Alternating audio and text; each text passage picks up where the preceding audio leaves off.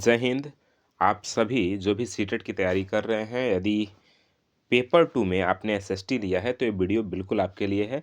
इसमें हम लोग पेपर 2 एसएसटी के लिए एनसीईआरटी क्लास 7 का ज्योग्राफी में पार्ट सेकंड यानी अध्याय 3 और 4 देखेंगे। इससे पहले हम लोग क्लास 7 ज्योग्राफी का पहला और दूसरा अध्याय हम लोगों ने उससे रिलेटेड जितने भी क्वेश्चन बन सकते थे जो सीटेट के लिए संभावित हैं, उनको हम लोगों ने किया है।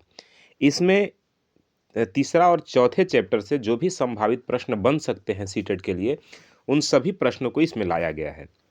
इससे पहले हम लोगों ने क्लास 6 के हिस्ट्री, ज्योग्राफी और पॉलिटी तीनों कंप्लीट कर लिया है। जो भी संभावित प्रश्न बन सकते थे, उन सभी प्रश्नों पे हम लोगों ने चर्चा किया है।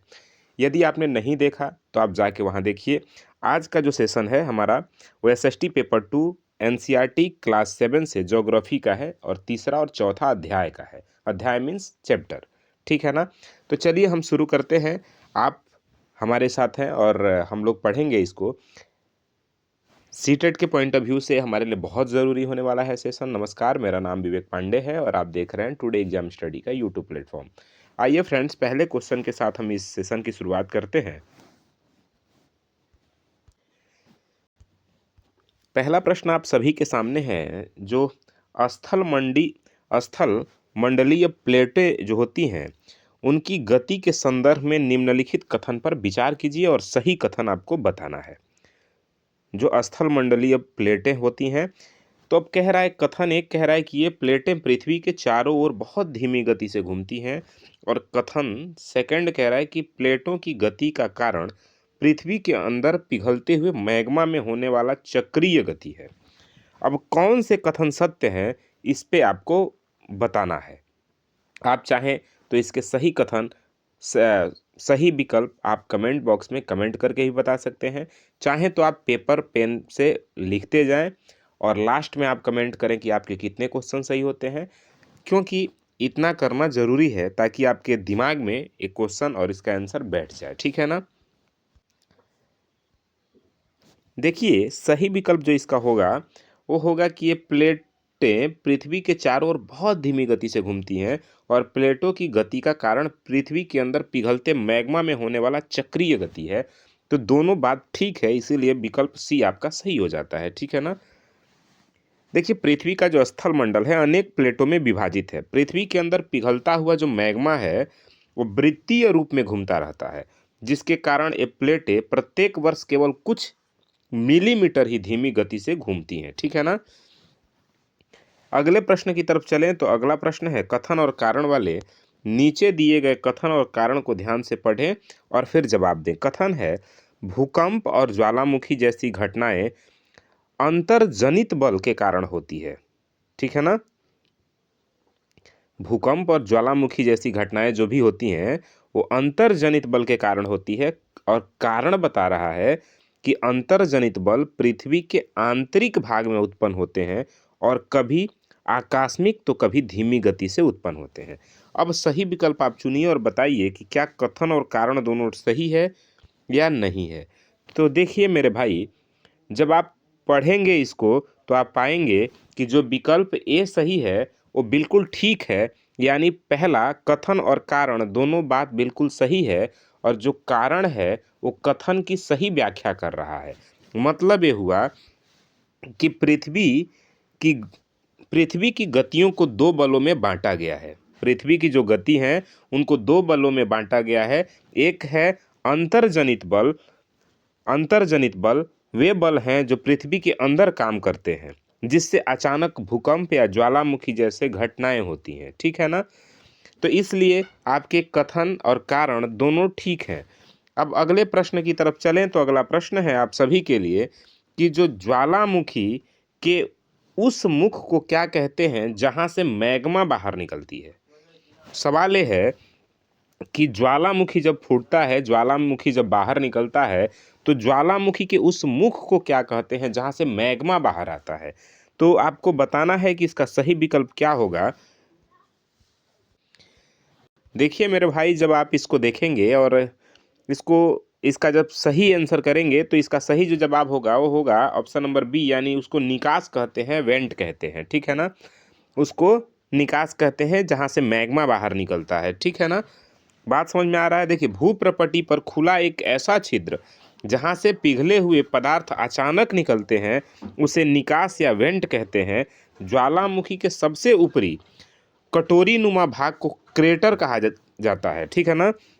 ज्वालामुखी के ऊपरी जो कटोरी नुमा भाग होता है उसको क्रेटर कहते हैं, और जहाँ से मैग्मा पिघल के बाहर निकलता है उसे वेंट या फिर निकास कहते हैं, ठीक है ना। अगले प्रश्न की तरफ चलें तो अगला प्रश्न है आपके सामने कि भूकंप की तीव्रता मापने के संदर्भ में निम्नलिखित में से कौन सा मिलान सही है।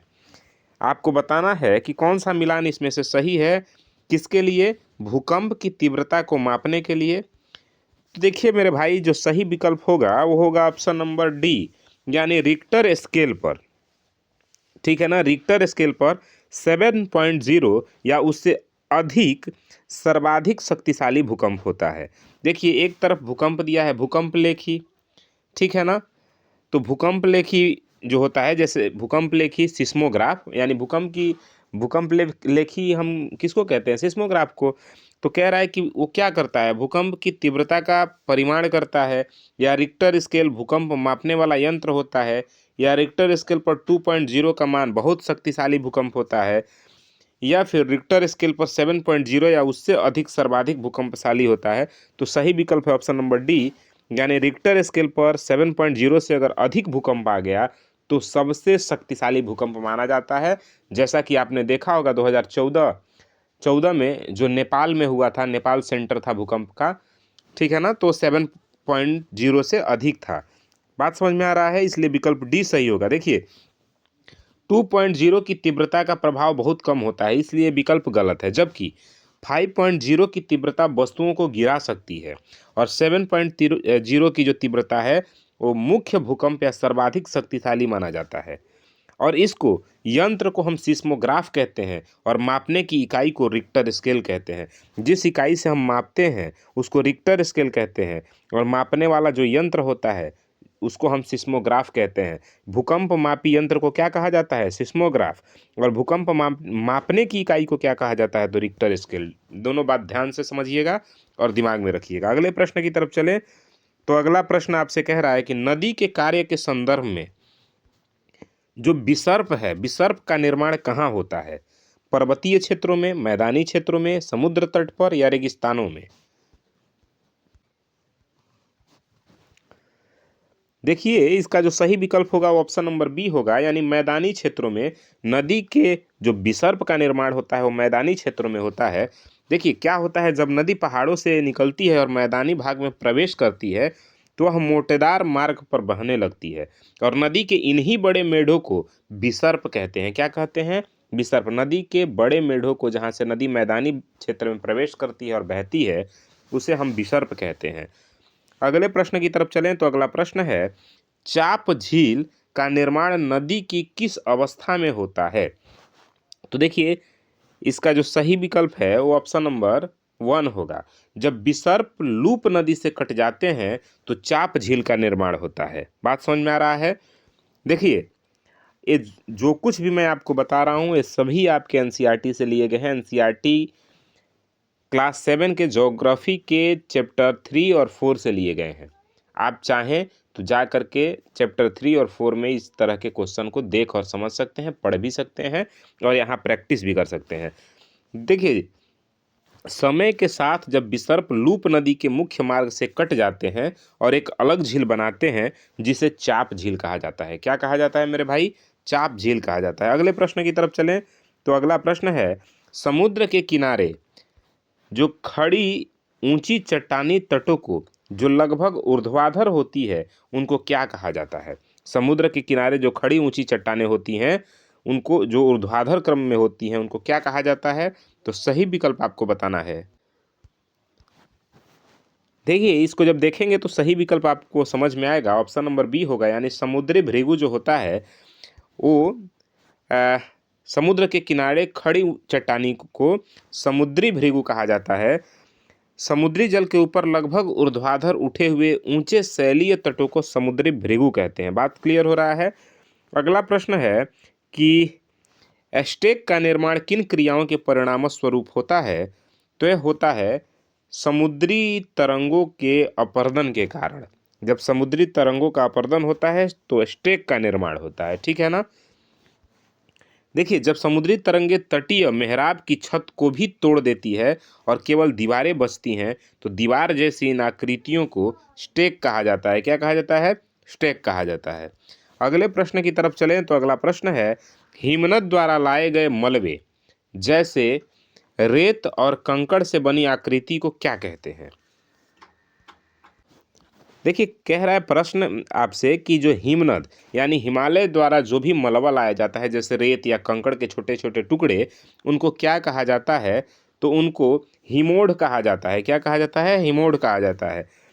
हिमनद अपने साथ जो छोटे छोटे सैल, रेत और मिट्टी लाते हैं, जो निक्षेपित होकर हिमनद निमोड़ का निर्माण करते हैं, ठीक है ना।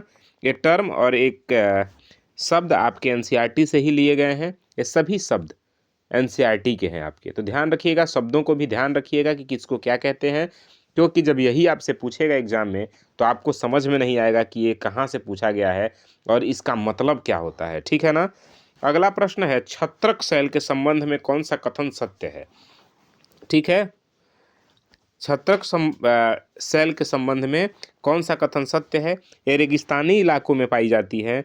पवन शैल के ऊपरी भाग की तुलना में निचले भाग को आसानी से काटती है। इनका आधार चौड़ा और शीर्ष संकीर्ण होता है। अब सही कथन बताइए, सही कूट क्या होगा आपके सामने है।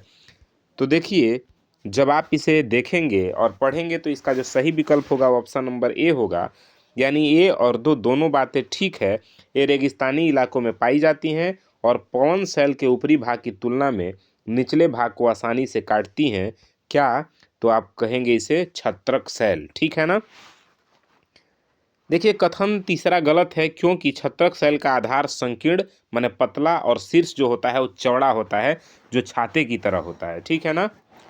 अगले प्रश्न की तरफ चलें तो अगला प्रश्न है, जब बालू के कण बहुत महीन और हल्के होते हैं और पवन उन्हें बहुत दूर तक ले जाकर विस्तृत क्षेत्र में जमा कर देती है, तो इसे क्या कहा जाता है? बालू का टीला या लोयस या डेल्टा या जलप्रपात?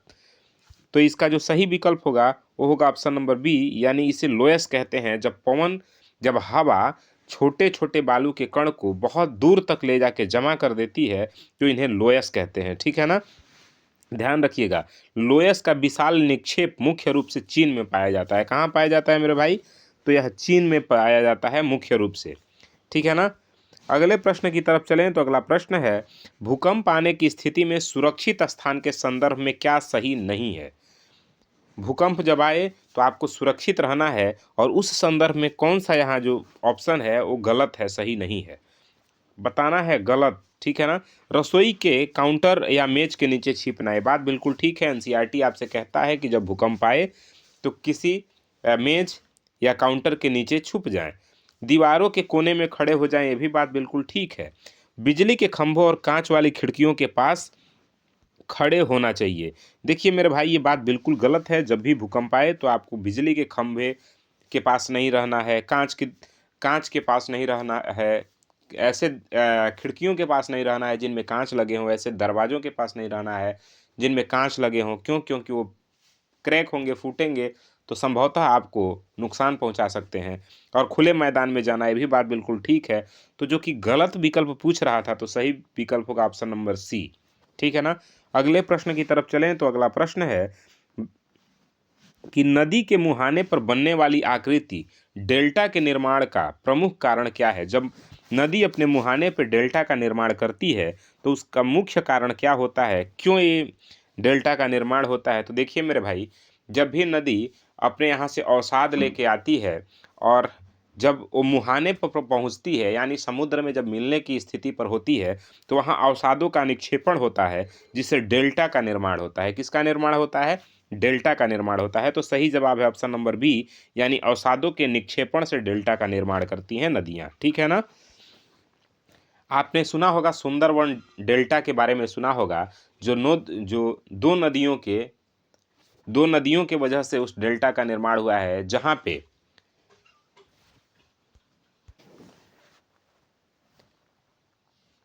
जहाँ पे अगर बात करें तो ये है आपके ब्रह्मपुत्र नदी और गंगा नदी से बनता है सुंदरबन डेल्टा का निर्माण होता है। आप आगे जाएंगे तो इसमें दिया हुआ है, आप वहाँ भी इसको अच्छे तरीके से समझ सकते हैं। तो सही विकल्प है आपका ऑप्शन नंबर बी। अगले प्रश्न की तरफ चले तो अगला प्रश्न है, पृथ्वी की सतह पर सैलों के टूटने से कौन सी क्रिया होती है, तो आपको बताना है। तो देखिए भाई, जो सही बात होगा, सही विकल्प होगा, वो है ऑप्शन नंबर ए, यानी अपक्षय होता है।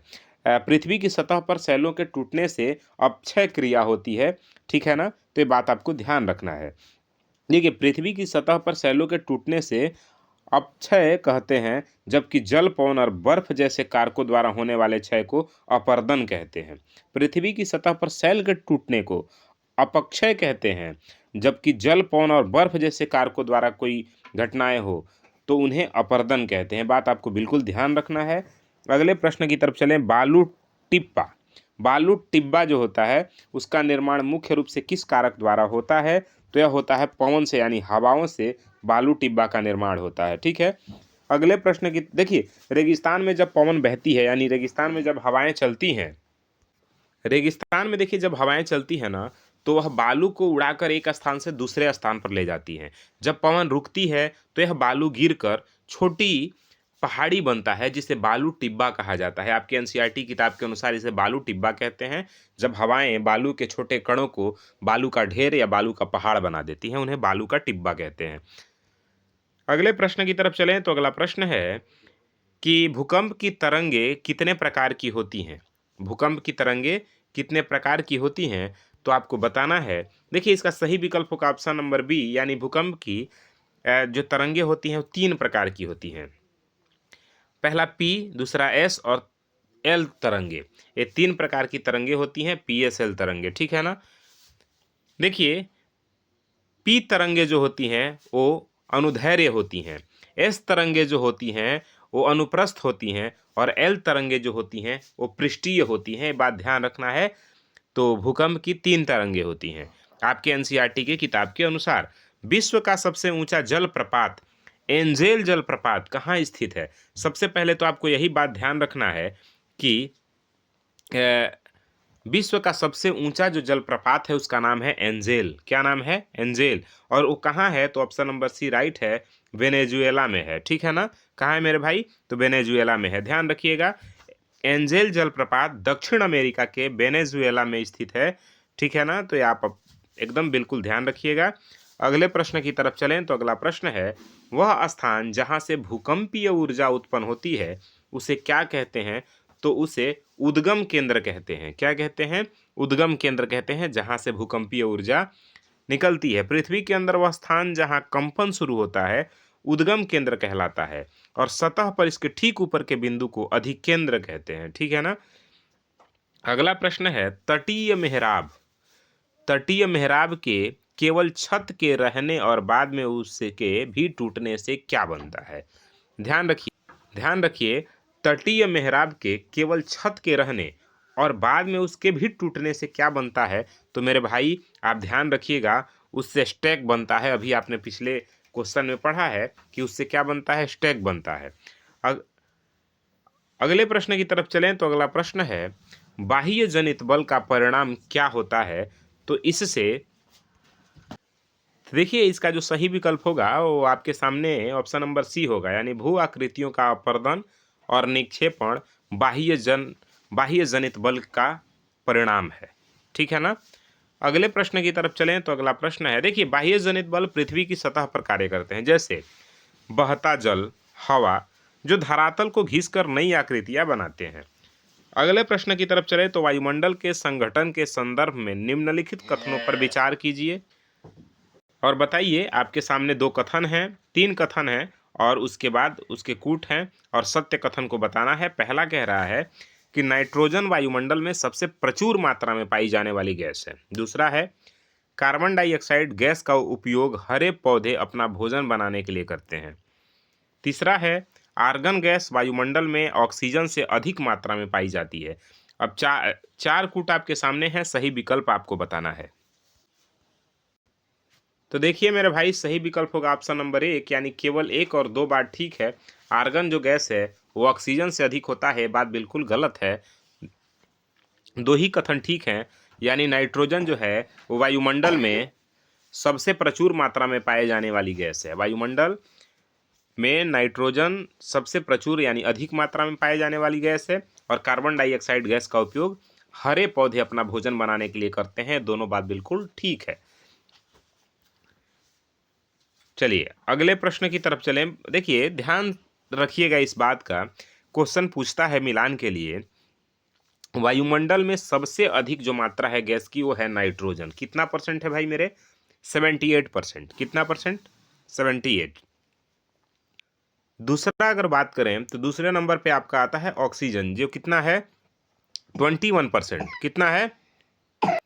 21% है। उसके बाद अगर अगले की बात करें तो फिर आता है आर्गन, ये कितना है? 0.93%। और फिर कार्बन डाइऑक्साइड जो 0.03% है।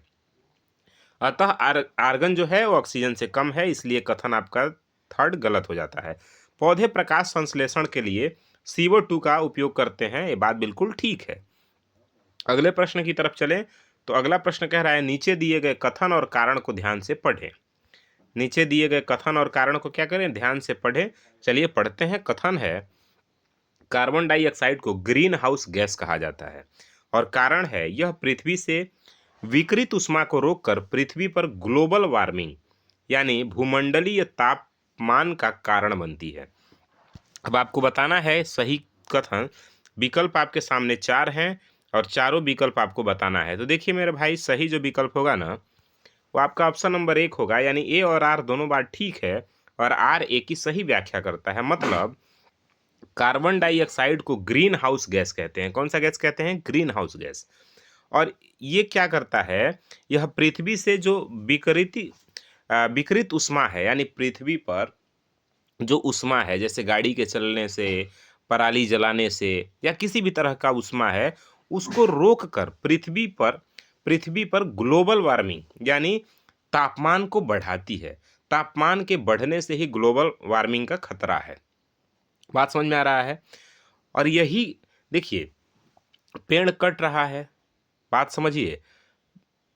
जैसे आप जानते हैं कार्बन डाइऑक्साइड पौधे लेते हैं, पौधे कट रहे हैं तो कार्बन डाइऑक्साइड लेगा कौन? तो उसकी संख्या मात्रा बढ़ रही है। यह ग्लोबल वार्मिंग बढ़ने का खतरा है, यानी पृथ्वी का तापमान फिर बढ़ रहा है। तो आपका जो सही कथन है वो है विकल्प नंबर 1। यानी ये बात बिल्कुल ठीक है कि कार्बन डाइऑक्साइड को ग्रीन हाउस गैस कहते हैं, और यह पृथ्वी पर रोक करके, ऊष्मा को रोक करके और भूमंडलीय तापमान बढ़ा रही है, जिसे ग्लोबल वार्मिंग कहते हैं। बात बिल्कुल ठीक है। अगले प्रश्न की तरफ चलें तो अगला प्रश्न है, देखिए CO2 जो है वायुमंडल में फैलकर पृथ्वी से विकिरित ऊष्मा को रोकती है, जिससे ग्रीन हाउस प्रभाव पैदा होता है। इसके बिना पृथ्वी बहुत ठंडी होती, लेकिन इसकी मात्रा बढ़ने पर ग्लोबल वार्मिंग का खतरा भी है। ठीक है ना? अगला प्रश्न है, वायुमंडल की परतों का पृथ्वी के सतह से ऊपर की ओर सही क्रम क्या है? यानी पृथ्वी से शुरू करके और ऊपर। ठीक है ना? तो अब आपको बताना है सही विकल्प क्या है। देखिए सबसे पहले आता है क्षोभ मंडल। तो क्षोभ मंडल आता है तो या तो ये सही होगा या तो ये सही होगा। दो गलत है, ये भी गलत है और ये भी गलत है। तो अब दोनों में एक ही कोई सही होगा।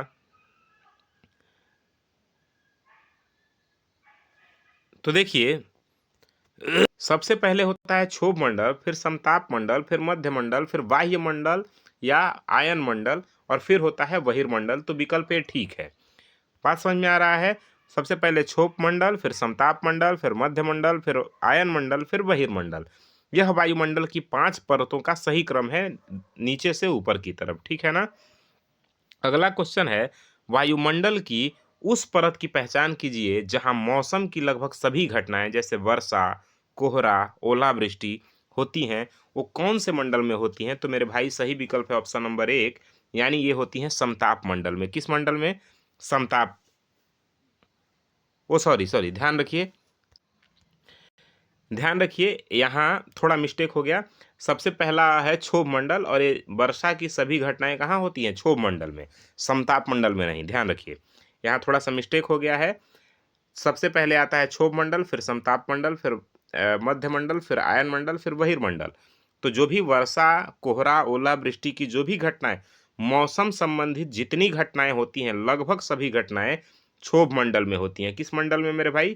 क्षोभ मंडल में, ध्यान रखिएगा। यह वायुमंडल की सबसे महत्वपूर्ण परत है और इसकी औसत ऊंचाई लगभग 13 किलोमीटर है। पृथ्वी से 13 किलोमीटर लगभग इसकी ऊंचाई है और इस मंडल की वायु में हम सांस लेते हैं। इसी मंडल की वायु में हम क्या करते हैं? सांस लेते हैं। देखिए, समताप मंडल के संदर्भ में कौन सा कथन गलत है? आपको बताना है गलत कथन कौन सा है। यह परत बादलों और मौसम संबंधी घटनाओं से लगभग मुक्त होता है। ये बात बिल्कुल ठीक है। यहाँ हवाई जहाज उड़ने के लिए पारिस्थितिक आदर्श होती हैं, परिस्थितियां आदर्श होती हैं, ये भी बात ठीक है। इस परत में ओजोन गैस की एक परत होती है, ये भी बात ठीक है। इसमें ऊंचाई के साथ तापमान बहुत तेजी से गिरता है, बात बिल्कुल गलत है। तो इसका विकल्प डी सही है, यानी चूंकि हमको गलत बताना है तो विकल्प डी सही है। देखिए, समताप मंडल में ही ओजोन गैस पाया जाता है। ओजोन गैस वही गैस है जो सूर्य से निकलने वाली परावैंगनी किरणें, यानी जो हानिकारक परावैंगनी किरणें हैं, उनको ये अवशोषित करती है, रोकती है पृथ्वी पर आने से। ध्यान से समझिए, ओजोन गैस समताप मंडल में पाया जाता है और समताप मंडल में ओजोन गैस परावैंगनी किरणों को रोकती है धरती तक पहुंचने में। ठीक है ना? ये कई बार एग्जाम में पूछा जा चुका है। समताप मंडल में ऊंचाई के साथ तापमान बढ़ता है। ठीक है ना? सब समताप मंडल में ऊंचाई के साथ क्या होता है? तापमान बढ़ता है। तापमान गिरना फिर मध्य मंडल की विशेषता है। ध्यान से समझिए, जैसे जैसे आप गहराई में जाएंगे तापमान बढ़ेगा, जैसे जैसे ऊंचाई में जाएंगे तापमान घटेगा। समताप मंडल तक ठीक है, लेकिन जैसे ही आगे बढ़ने लगेंगे तापमान गिरने लगेगा। मध्य मंडल की ये विशेषता है कि तापमान क्या होगा? गिरने लगेगा। ओजोन परत हमें सूर्य की हानिकारक किरणों से बचाता है। कौन सी? परावैंगनी किरण। ठीक है ना? अगले प्रश्न की तरफ चले तो अगला प्रश्न है, अंतरिक्ष से प्रवेश करने वाले उल्का पिंड वायुमंडल की किस परत में पाए जाते हैं? सॉरी, अंतरिक्ष से प्रवेश करने वाले जो उल्का पिंड हैं वायुमंडल की किस परत में आने पर जल जाते हैं, ये पूछ रहा है। किस परत में आने पर यह जल जाते हैं, तो आपको बताना है। तो ध्यान से समझिए, जो अंतरिक्ष से प्रवेश करते हैं उल्का पिंड, मतलब अंतरिक्ष से जो उल्का पिंड आते हैं और आ करके जो जल जाते हैं, वो है मध्यमंडल। मध्यमंडल में जब उल्का पिंड आते हैं तो वहां आकर के क्या होते हैं? वो जल जाते हैं। ठीक है ना? मध्यमंडल वायुमंडल की तीसरी परत है। अंतरिक्ष से आने वाले उल्का पिंड इस परत में घर्षण के कारण जल जाते हैं। किसके कारण मेरे भाई? घर्षण के कारण। अगला प्रश्न है, रेडियो संचार के लिए वायुमंडल की कौन सी परत उत्तरदायी है? यानी रेडियो वेव जो होता है, जो हम लोग रेडियो सुनते हैं या टेलीफोन से बात करते हैं, तो उस तरह की सारी घटनाएं किस मंडल में होती हैं? तो होती हैं मेरे भाई बहिर्मंडल में। किस मंडल में? बहिर्मंडल में। आयन मंडल इसी बाह्य वायुमंडल का हिस्सा है। पृथ्वी से प्रसारित रेडियो तरंगे इस परत द्वारा पुनः पृथ्वी पर परावर्तित कर दी जाती है। ठीक है ना? अगला प्रश्न है, और जो हम लोग पढ़ रहे हैं, ये आपके अध्याय 4 का क्वेश्चन है। सभी अध्याय 4 के क्वेश्चन है। ठीक है ना? 20 क्वेश्चन आपके अध्याय 3 से लिए गए हैं और 20 क्वेश्चन अध्याय 4 से लिए गए हैं। अगला प्रश्न है, आतपन का अर्थ क्या है और इसका वितरण किस प्रकार होता है? आतपन, ठीक है ना? तो देखिए, ये जो ऑप्शन नंबर बी है, सूर्य से आने वाली ऊर्जा जिसे पृथ्वी रोक लेती है, यह भूमध्य रेखा से ध्रुवों की ओर बढ़ती है, तो यही आतपन का अर्थ है। ठीक है ना? आतपन की मात्रा भूमध्य रेखा पर सर्वाधिक होती है। जैसे जैसे हम ध्रुवों की ओर जाते हैं यह घटती जाती है, इसलिए ध्रुव बर्फ से ढके रहते हैं। बात समझ में आ रहा है? अगले प्रश्न की तरफ चलें। वायु दाब। वायु दाब के संदर्भ में निम्नलिखित में से कौन सा कथन सही है? आपको सही कथन बताना है। तो देखिए, वायु दाब ऊंचाई पर जाने पर बढ़ता है। निम्न दाब स्पष्ट और स्वच्छ आकाश से जुड़ता है। तो देखिए, इसका सही जो विकल्प होगा ऑप्शन नंबर सी होगा, यानी वायु सदैव उच्च दाब क्षेत्र से निम्न दाब क्षेत्र की ओर चलता है। बात समझ में आ रहा है? वायु हमेशा सदैव, ध्यान रखिएगा, वायु हमेशा उच्च दाब से, उच्च दाब क्षेत्र से निम्न दाब क्षेत्र की ओर चलता है। ठीक है ना? कहाँ से? उच्च दाब से निम्न दाब क्षेत्र की तरफ चलता है। ठीक है ना? वायु दाब ऊंचाई पर जाने पर घटता है। समुद्र स्तर जब समुद्र स्तर पर वायु दाब सर्वाधिक होता है, निम्न दाब बादल युक्त आकाश और नम मौसम से जुड़ा होता है। वायु दाब ऊंचाई पर जाने पर क्या होता है? घटता है। समुद्र स्तर पर वायु दाब सर्वाधिक होता है। निम्न दाब बादल युक्त आकाश और नम मौसम से जुड़ा होता है। ठीक है ना? अगला क्वेश्चन है, पवन के प्रकारों का सही मिलान करिए। एक तरफ ये विकल्प दिया है और दूसरी तरफ ये आपको मिलान करना है। तो देखिए, इसका जो सही मिलान होगा ना, वो 1 का 2 से होगा, यानी व्यापारिक पवने अस्थाई पवन है। ठीक है? दूसरे का पहला से, लू जो होता है वो स्थानीय पवन की वजह से होता है। और तीसरे का तीसरा से, यानी मानसूनी पवन को सामयिक पवन कहते हैं। तो विकल्प बी सही है। ठीक है ना? अस्थाई पवनें वर्ष भर एक ही दिशा में चलती हैं। सामयिक पवनें ऋतु के अनुसार दिशा बदलती है और स्थानीय पवनें किसी छोटे क्षेत्र में विशेष समय पर लू लाती है। ठीक है? अगला प्रश्न है, वायुमंडल की सबसे बाहरी और पतली परत कौन सी है जहां हीलियम और हाइड्रोजन जैसी हल्की गैसें पाई जाती हैं? तो ये है, सबसे बाहरी परत होता है बहिर्मंडल और सबसे शुरुआती परत होता है क्षोभ मंडल। ठीक है ना? जहाँ पे जहाज उड़ती हैं वो घटनाएं हैं समताप मंडल। जहाँ पे परावैगनी किरणें आके रुकती हैं, जहाँ ओजोन पाया जाता है वो है समताप मंडल। जहाँ पे रेडियो तरंगों की घटनाएं होती हैं वो है बहिर्मंडल। सभी बातें ध्यान रखिएगा। ठीक है ना? अगले प्रश्न की तरफ चलें। अगला प्रश्न है, जब जल वाष्पित होकर ऊपर उठता है और ठंडा होकर जल की बूंदों में बदल जाता है, तो इस प्रक्रिया को क्या कहते हैं?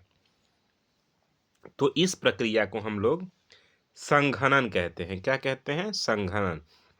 संघनन के कारण ही बादलों का निर्माण होता है और जब ये बूंदें भारी हो जाती हैं तो वर्षा के रूप में क्या होती हैं? नीचे गिर जाती हैं। अगला प्रश्न है, चक्रवाती वर्षा का मुख्य कारण क्या है? जो चक्रवाती वर्षा आती है उसका मुख्य कारण क्या है? देखिए, इसका जो मुख्य कारण है वो है, जब गर्म और ठंडी वायु राशियां आपस में मिलती हैं तब चक्रवाती वर्षा होती है। ठीक है ना? जब गर्म और ठंडी वायु आपस में मिलती हैं तो क्या होता है? चक्रवाती वर्षा होती है। चक्रवात में गर्म हवा ऊपर उठती है और ठंडी हवा उसकी स्थान लेती आती है, जिससे चक्रवाती वर्षाएं होती हैं। ठीक है ना? अगला प्रश्न है, आर्द्रता के बारे में कौन सा कथन सत्य है? तो आर्द्रता के बारे में मेरे भाई आप देखेंगे, जब वायु में जलवाष्प की मात्रा अधिक होती है, जब हवा में जलवाष्प की मात्रा अधिक होती है तो उसे आर्द्र दिन कहते हैं। ठीक है ना? उसी को आर्द्रता कहते हैं। ठीक है? गर्म वायु में जलवाष्प धारण करने की क्षमता बढ़ती है और आर्द्र दिनों में कपड़े देर से सूखते हैं क्योंकि हवा पहले से ही नमी से भरी होती है। ठीक है? देखिए, अगला प्रश्न है, पवनों का नामकरण किस आधार पर किया जाता है? आपको बताना है कि जो हवाएं होती हैं इनका नामकरण किस आधार पर किया जाता है। तो देखिए, पवनें जो होती हैं, हवाएं जो होती हैं, उनके आने वाले दिशा के आधार पर ही उनका नामकरण किया जाता है। ठीक है ना? उदाहरण के लिए पश्चिम से आने वाली पवन को पछुआ कहते हैं। ठीक है? और पूरब से आने वाली पवन को पूर्वा कहते हैं। चलिए, अगला प्रश्न है, पृथ्वी के तापमान को नियंत्रित करने में कौन सी प्रक्रिया सबसे महत्वपूर्ण है? तो वह है आपतन। वही पृथ्वी के तापमान को नियंत्रित करती है। सूर्य की ऊर्जा का वह भाग जो पृथ्वी द्वारा ग्रहण किया जाता है, ठीक है ना, तापमान के वितरण और नियंत्रण का मुख्य कारक है। अगला प्रश्न है, वायुमंडल में नाइट्रोजन गैस का पौधों के लिए क्या महत्व है? नाइट्रोजन गैस का पौधों के लिए क्या महत्व है? तो देखिए, नाइट्रोजन गैस का पौधों के लिए भाई, मिट्टी और पौधों की जड़ों में रहने वाले जो बैक्टीरिया इसे पौधों के उपयोग योग्य बनाते हैं। नाइट्रोजन का काम है कि मिट्टी और पौधों की जड़ों में जो रहने वाले बैक्टीरिया हैं, इसे क्या करते हैं, पौधों के उपयोग के लायक बनाते हैं। नाइट्रोजन गैस का यही काम है, ठीक है ना। पौधों की जड़ों तक नाइट्रोजन गैस उस बैक्टीरिया को पौधे लायक बनाते हैं, यही काम है नाइट्रोजन का। पौधे नाइट्रोजन को सीधे हवा से नहीं, जो पौधे होते हैं वो नाइट्रोजन को सीधे हवा से नहीं ले सकते, इसीलिए राइजोबियम जैसे जो बैक्टीरिया हैं वो हवा की नाइट्रोजन को बदलकर पौधों के अवशोषण योग्य बनाते हैं। बात क्लियर हो रहा है? जैसे पौधे जो है ना, वो डायरेक्ट नाइट्रोजन को नहीं ले सकते, इसीलिए जो नाइट्रोजन है उसे राइजोबियम जैसे बैक्टीरिया क्या करते हैं, हवा से नाइट्रोजन को लेते हैं और उसे बदल करके पौधों को अवशोषण के योग्य बनाते हैं, ताकि पौधे उस नाइट्रोजन को अब अवशोषित कर सके। तो पौधों के अवशोषण के योग्य कौन बनाते हैं? तो इसे राइजोबियम नामक बैक्टीरिया बनाते हैं। नाइट्रोजन गैस को कौन अवशोषित करता है? तो राइजोबियम, और राइजोबियम उस गैस को पौधों के लायक बनाता है, ठीक है ना। चलिए अगले प्रश्न पे, शहर का तापमान गांव की तुलना में अधिक क्यों होता है? यदि आप कहीं शहर में रह रहे होंगे तो आप समझेंगे कि वहां का तापमान गांव की तापमान से कहीं अधिक है। कारण है, कंक्रीट और धातुओं से बनी इमारतें दिन में ऊष्मा सोख लेती हैं और रात में गर्म रहती हैं। डामर से बनी सड़कें गर्म हो जाती हैं। भीड़ भाड़ वाले भवनों के कारण गर्म हवा बाहर नहीं निकल पाती। इसीलिए उपयुक्त सभी बातें ठीक है। अगले प्रश्न की तरफ चलें तो वर्षा के 3 प्रमुख प्रकार कौन से हैं? तो देखिए, वर्षा के 3 प्रमुख प्रकार हैं। ऑप्शन नंबर 1 यानी समवहनी, पर्वतीय और चक्रवाती, ये वर्षा के 3 प्रकार हैं। समवहनी, पर्वतीय और चक्रवाती, ठीक है ना।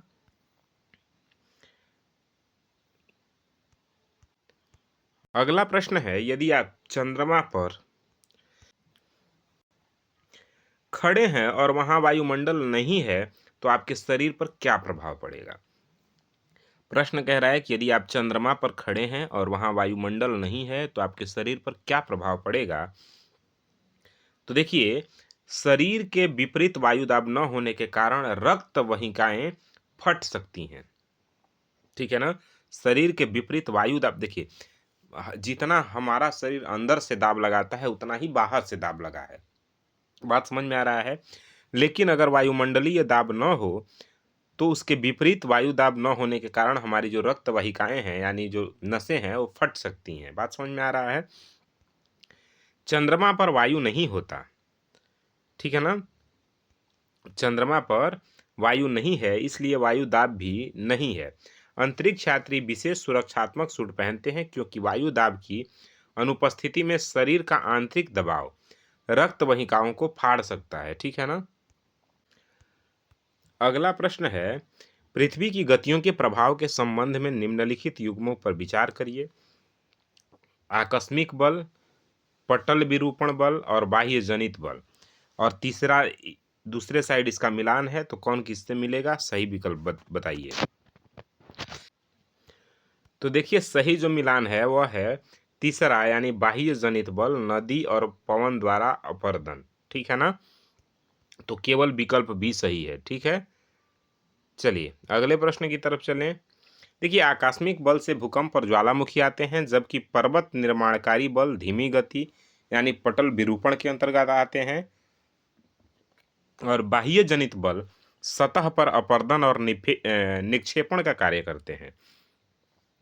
अगला प्रश्न है, समुद्री गुफाओं के बड़े होते जाने पर केवल उनकी छत बचती है जिससे तटीय मेहराब बनते हैं, और दूसरा है, जब लगातार अपर्दन छत को भी तोड़ देता है तो केवल दीवारें बचती हैं जिन्हें लोए लोयस कहते हैं। तो कौन से विकल्प ठीक हैं? तो देखिए विकल्प ए सही है, केवल पहला ऑप्शन, यानी समुद्री गुफाओं के बड़े होते जाने पर केवल उनकी छत बचती है, जिसे तटीय मेहराब कहते हैं। ठीक है ना? अगले प्रश्न की तरफ चलें। पवन के लंबवत संचलन और उनके प्रभावों के बारे में क्या सही है? तो देखिए विकल्प सी सही है, यानी वायु गर्म होने पर फैलती है और हल्की होकर ऊपर उठती है और वहां निम्न दाब बनती है। पवन के लंबवत संचलन और उनके प्रभाव के बारे में यही बात बिल्कुल ठीक है। समझे? जब वायु गर्म होती है तो वह हल्की होकर ऊपर उठती है, और जो खाली स्थान हो जाता है उसको भरने के लिए ठंडी और भारी हवा उच्च दाब वाले क्षेत्र से वहां आती है, जिससे वायु चक्र बनता है। ठीक है ना? अब सूची एक को दूसरे के साथ मिलान करके और बताइए कि सही कूट कौन सा है। तो जब आप मिलान करेंगे तो आप पाएंगे कि एक का जो संबंध है वो दो से है, यानी जलप्रपात का संबंध नदी से है। ठीक है ना? और मशरूम चट्टान का संबंध पवन से है, और हिमोढ़ का संबंध हिमनद से है, और समुद्री भृगु का संबंध समुद्री तरंग से है। तो विकल्प ए ठीक है। ठीक है ना? अगर आपको समझ ना आए तो वीडियो को रोकिए और दोबारा से देखिए, समझ में आ जाएगा। बाह्य वायुमंडल की एक प्रमुख विशेषता जो उन्हें अन्य परतों से अलग करती है, तो देखिए इसकी जो विशेषता है, इसमें आयन मंडल शामिल है जो रेडियो संचार में मदद करता है। ठीक है ना? नदी जब विसर्प बनती है तो विसर्प के किनारों पर होने वाली निरंतर क्रिया क्या कहलाती है? तो यह अपर्दन और निक्षेपण कहलाती है। ठीक है ना? अगला प्रश्न है, जो ग्लोबल वार्मिंग है यानी भूमंडलीय तापन के कारण होने वाले परिवर्तनों पर विचार करें। कह रहा है ठंडे प्रदेशों की जो बर्फ होती है वो पिघल जाती हैं, समुद्र के जल स्तर में वृद्धि होती है, और तटीय क्षेत्रों में बाढ़ और आवास का डूबन हो जाता है। तो ये तीनों बात बिल्कुल ठीक है, इसलिए आपके सी सही हो जाएंगे। ठीक है? यानी ग्लोबल वार्मिंग से क्या होता है? बर्फ पिघलने लगता है, समुद्र का जलस्तर बढ़ जाता है और आसपास के क्षेत्रों में बाढ़ जैसी स्थिति हो जाती है। पर्वतीय वर्षा की मुख्य विशेषता क्या है? देखिए पर्वतीय वर्षा की मुख्य विशेषता ये है कि इसमें नम वायु पर्वत की ढलान के सहारे ऊपर उठती है और ठंडी होकर वर्षा करती है। ठीक है ना? भूकंप के समय अधिकेंद्र पर प्रभाव के संबंध में कौन सा कथन सत्य है? तो जब आप इसको पढ़ेंगे तो कंपन अधिकेंद्र से बाहर की ओर तरंग के रूप में चलता है, भी ठीक है। अधिकेंद्र के निकटतम भाग में सर्वाधिक हानि होती है, भी ठीक है। अधिकेंद्र से दूरी बढ़ने के साथ भूकंप की तीव्रता कम होती है, भी बात ठीक है। तो विकल्प डी सही होगा। वायुमंडल की किस परत में तापमान सबसे कम लगभग -100 डिग्री सेल्सियस पाया जाता है? तो यह आपके मध्य मंडल में होता है। कहाँ पे होता है? मध्य मंडल में। अगला प्रश्न है, पवन की गति को प्रभावित करने वाला मुख्य कारक क्या है? तो वह है दाब में अंतर, पृथ्वी का घूर्णन और सतह पर घर्षण। सभी विकल्प ठीक हैं। नदी द्वारा बाढ़कृत मैदान के निर्माण का क्या लाभ है? तो देखिए यह महीन मिट्टी और अवसादों के निक्षेपण से बहुत उपजाऊ मैदान को बनाती है। ठीक है? अगले प्रश्न की तरफ चलें तो अगला प्रश्न है, स्थानीय पवन के संबंध में क्या गलत है? तो देखिए स्थानीय पवन के संबंध में ये बात गलत है कि व्यापारिक पवन स्थानीय पवन का उदाहरण है। ये बात बिल्कुल गलत है। सही क्या है? छोटे क्षेत्र में चलती है, ये वर्ष के किसी विशेष समय या दिन के किसी विशेष दिन और समय पे चलती है। भारत के उत्तरी क्षेत्र में चलने वाली लू एक स्थानीय पवन का ही उदाहरण है। लू किस पवन का उदाहरण है? तो स्थानीय पवन का। रेगिस्तान में बालू टिब्बा के स्थानांतरित होने का कारण क्या है? तो वह है पवन का वेग और उसके मार्ग में रुकावट। ठीक है ना? वायुमंडल में ऑक्सीजन की निरंतरता कैसे बनी रह सकती है? तो यह बन सकती है हरे पौधों द्वारा प्रकाश संश्लेषण की क्रिया से। ठीक है ना? अगला है, तटबंध किसे कहा जाता है? तो समुद्र के किनारे के दीवारों को तटबंध कहा जाता है।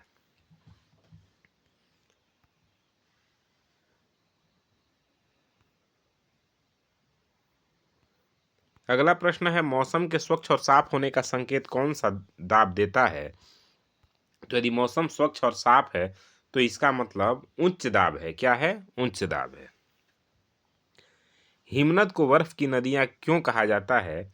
तो यह इसलिए कहा जाता है क्योंकि वे अपने नीचे की कठोर चट्टानों को अपर्दित कर गहरे गर्तों का निर्माण करती है। ठीक है ना? अगला प्रश्न है, वायुमंडल में कार्बन डाइऑक्साइड की मात्रा बढ़ने से ग्लोबल वार्मिंग क्यों हो जाती है? तो यह इसलिए हो जाती है क्योंकि यह पृथ्वी द्वारा छोड़ी गई ऊष्मा को अंतरिक्ष में जाने से रोककर उसे सोख लेती है। ठीक है ना? अगला प्रश्न और अंतिम प्रश्न यह है कि यदि वायुमंडल में ओजोन परत न हो तो क्या होगा? तो यह होगा कि सूर्य की परावैंगनी किरणें सीधे पृथ्वी पर आएंगी, जिससे त्वचा, कैंसर और पौधों को हानि होगी। ठीक है? तो ये रहे आपके सभी प्रश्न। आपने 60 प्रश्नों का अभ्यास किया। आपको ये वीडियो कैसा लगा, क्वेश्चन कैसे लगे? क्वेश्चन एकदम बिल्कुल आपके एनसीईआरटी से छांट करके लिए गए हैं। बाकी वीडियो पसंद आया हो तो लाइक शेयर करिए, चैनल पर नए आए हैं तो सब्सक्राइब करके जाइएगा। कितने क्वेश्चन आपके सही हुए कमेंट करके ज़रूर बताइए, और नए वीडियो आपके ऐसे ही आते रहेंगे। वीडियो देखने के लिए बहुत बहुत धन्यवाद, और मिलते हैं अगले क्लास में। तब तक के लिए जय हिंद।